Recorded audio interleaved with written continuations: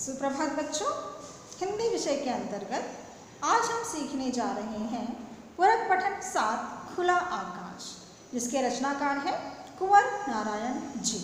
तो सर्वप्रथम हम देखते हैं लेखक परिचय। लेखक का जन्म हुआ है सन 1927 फैजाबाद उत्तर प्रदेश और मृत्यु हुई है 2017 लखनऊ उत्तर प्रदेश में। नई कविता आंदोलन के सशक्त हस्ताक्षर कुंवर नारायण की मूल विधा ही कविता है, अर्थात कविता इस विधा पर उन्होंने भरपूर लेखन किया है। इसके अलावा आपने कहानी, लेख, समीक्षा, सिनेमा, रंगमंच आदि कलाओं पर भी लेखनी चलाई है। आपकी कविता कहानियों का कई भारतीय भाषाओं और विदेशी भाषाओं में अनुवाद हुआ है। आपको भारतीय साहित्य जगत का सर्वोच्च सम्मान ज्ञानपीठ प्राप्त हुआ है।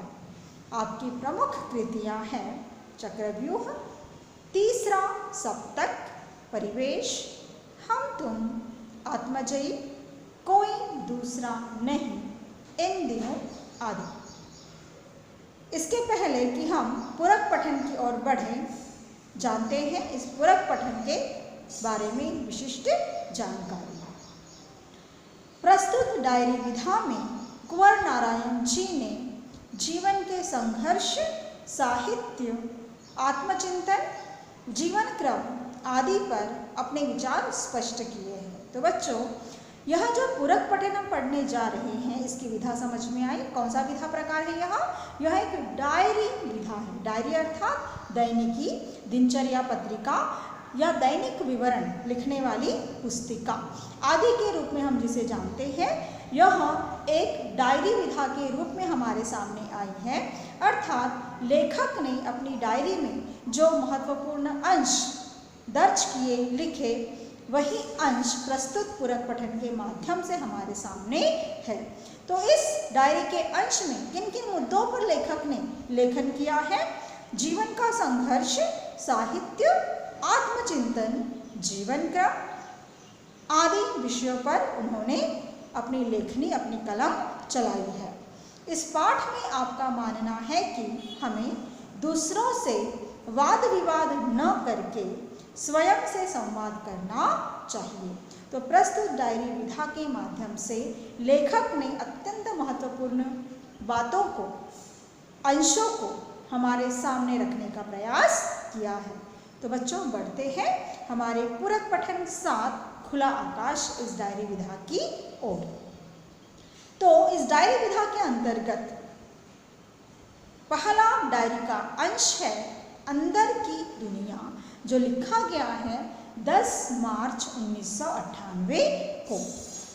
अंदर की दुनिया अर्थात आमतौर पर हम देखते हैं कि हमारी आँखों को जो दिखाई देता है, चाहे वो हमारा घर हो, घर में रहने वाले सदस्य हो, हमारे परिवारजन हो, मित्र परिवार हो, सगे संबंधी हो, पेड़ पौधे हो, बड़ी बड़ी ऊंची ऊंची इमारतें हो, नदी हो, पर्वत हो, सड़कें हो, चलने वाले वाहन हो, यह सारी चीज़ें जो हमारी आंखों को नज़र आती हैं, इसी को हम हमारी दुनिया समझते हैं, मानते हैं।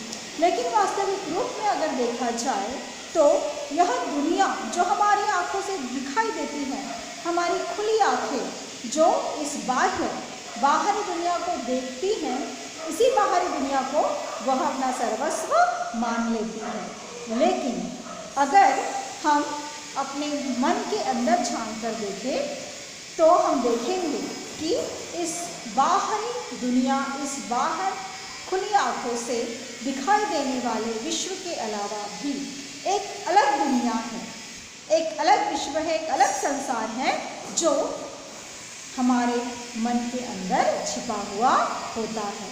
तो इसी अंदर की दुनिया का परिचय लेखक ने इस शीर्षक के अंतर्गत हमारे सामने रखा है। वे कहते हैं, हमारे अंदर की दुनिया बाहर की दुनिया से कहीं ज़्यादा बड़ी है। यह विश्व, यह दुनिया, यह संसार जो हमारी आंखों के सामने हमें नज़र आता है, यह वास्तविक रूप में हमें बहुत बड़ा नज़र आता है, बहुत विशाल दिखाई देता है। और इस विश्व की कल्पना भी विशाल और विराट रूप में की गई है। लेकिन इस बाहरी दुनिया के अलावा भी एक दूसरी दुनिया है, और वह है हमारे अंदर की दुनिया।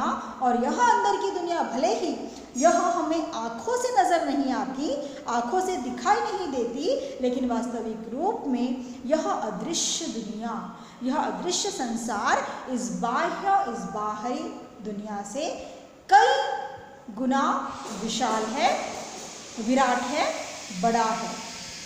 हम उसका विस्तार नहीं करते, लेकिन क्यों हमें यहाँ अपने अंदर की दुनिया अत्यंत छोटी नज़र आती है? क्योंकि हमने कभी अपने अंदर की दुनिया को देखने का प्रयास नहीं किया। यह दुनिया आखिर कितनी विशाल है यह जानने की कोशिश हमने नहीं की। हमने कभी यह नहीं सोचा कि हमारी अंदर की दुनिया का भी हम विस्तार कर सकते हैं, अपने अंदर की दुनिया को हम फैला सकते हैं। बाहर की अपेक्षा उसे छोटा करते चले जाते हैं और बिल्कुल निर्जीव कर देते हैं।